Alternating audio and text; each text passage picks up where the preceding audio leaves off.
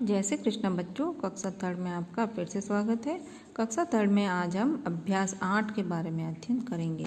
अभ्यास है हमारा कि आकृतियों के बारे में अध्ययन कर रहे हैं हम लोग। तो हमने गोलाकार आकृति, त्रिभुजाकार आकृति, वृत्ताकार आकृति, इनके बारे में पिछली कक्षा में अच्छे से अध्ययन कर रखा है। तो इन आकृतियों की हमें अच्छे से समझ है कि कौन सी आकृति गोल है, कौन सी आयताकार है और कौन सी वर्गाकार है और कौन सी त्रिकोणीय आकृति, त्रिभुजाकार आकृति है। तो हमने कल की वीडियो में कुछ चित्र देखे थे, है ना।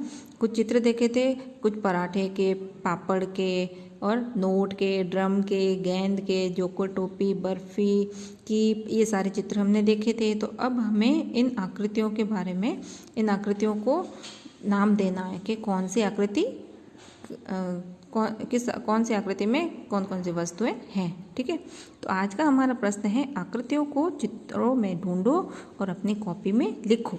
जैसे गेंद जैसी आकृति टमाटर है, तरबूज है। तो हमने कल जो चित्र देखे थे ना बच्चों, उन चित्रों में से हमें ढूंढ के लिखना है कि गेंद जैसी आकृति की वस्तु कौन सी है, बर्फी जैसी आकृति की वस्तु कौन सी है, टमाटर ड्रम जैसी आकृति की वस्तु कौन सी है, पापड़ जैसी आकृति की वस्तु कौन सी है, कागज जैसी आकृति की वस्तु कौन सी है और चूड़ी जैसी आकृति की वस्तु कौन सी है। ठीक है, तो सबसे पहले गेंद जैसी आकृति। तो गेंद जैसी आकृति में एक तो टमाटर हो गया, फिर तरबूज है और लिख देते हैं हम नाम फुटबॉल, है ना। फुटबॉल भी गेंद जैसी होती है,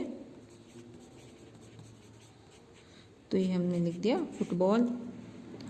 ठीक है, और गेंद होती है गेंद जैसी आकृति की, तो ये हमने नाम लिख दिए 4। अब है बर्फी जैसी आकृति। तो बर्फी जैसी आकृति में एक तो हो जाएगा खिड़की,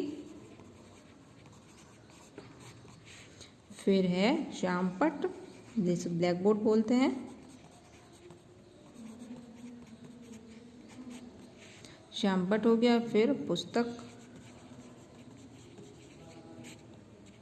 उसके बाद में है संदूक और रबर। तो ये हो गए बर्फी जैसी आकृति की वस्तुएं। अब हम लिखेंगे ड्रम जैसी आकृति की वस्तुएं। तो ड्रम जैसी आकृति गोलाई में और लंबाई में होती है, तो पाइप और बांसुरी। तो एक तो हो गया पाइप और दूसरा हो गया बांसुरी। ठीक है, फिर हम लिखेंगे पापड़ जैसी आकृति के बारे में। तो पापड़ जैसी आकृति में एक तो है रोटी,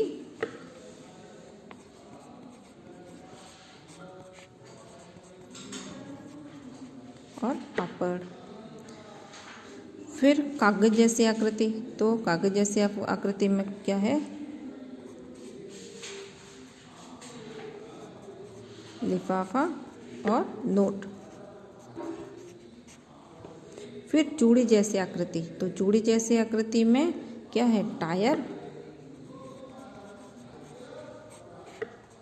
गोल होते हैं मगर बीच में से खाली स्थान होता है। तो चूड़ी जैसी आकृति में एक तो टायर हो गया, एक हो गया बटन और सीडी।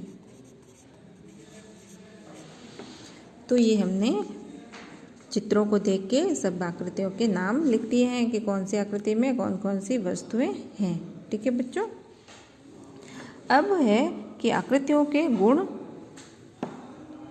पहचानना, किनारे व कोने।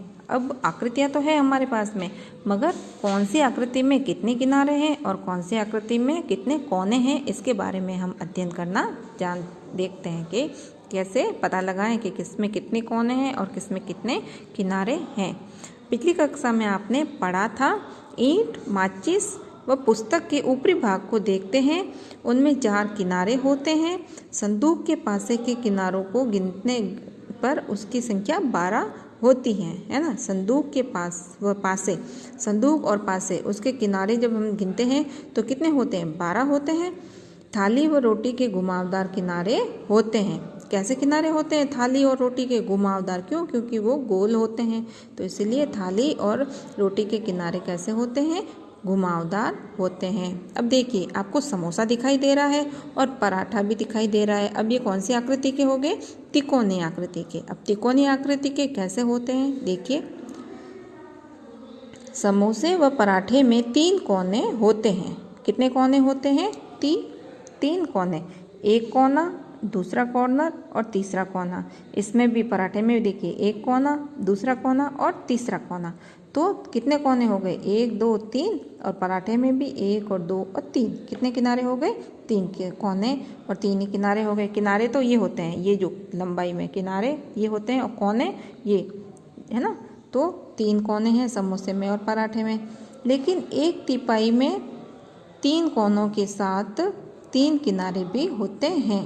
अब एक तिपाई है उसमें 3 कोने होते हैं तो साथ में 3 किनारे भी होते हैं। अब देखिए अगर ये 3 कोने हैं तो किनारे भी 3 होंगे। देखिए 1 2 और 3।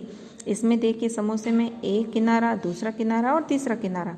तो 3 किनारे हैं तो साथ में 3 कोने हैं तो साथ में 3 किनारे भी होंगे। तो इसीलिए इन्हें तिकोना भी कहते हैं। इसीलिए इस आकृति को क्या कहते हैं? त्रिकोणीय, है ना, तिकोना कहते हैं। तो इसे तिकोना भी कहते हैं। अब देखिए ये आकृति है हमारे पास में, ये तिपाई है एक, ठीक है, मटके की तिपाई कह लो, कुछ भी कह लो। एक स्टैंड है हमारे पास में, कितने? 3 कोनों का, 1 2 और 3 कोने हैं। अब किनारे कितने हो जाएंगे? ये पहला किनारा, ये दूसरा किनारा और ये तीसरा किनारा। अब कोने कितने हैं? ये पहला कोना, ये दूसरा कोना और ये तीसरा कोना। तो आगे समझ बच्चों कि अब जैसे ये समोसा है, समोसा है, पराठा है, तो इसके किनारे 3 हैं अगर, तो कोने भी 3 होंगे, और अगर कोने 3 हैं तो किनारे भी 3 होंगे। अगर यही आकृति नोट की आकृति होती तो कितने किनारे और कोने होते? 4 किनारे होते और 4 ही कोने होते। ठीक है, तो हमें किनारे और कोनों को अच्छे से समझना है कि कितने किनारे हैं और कितने कोने होते हैं। ठीक है बच्चों।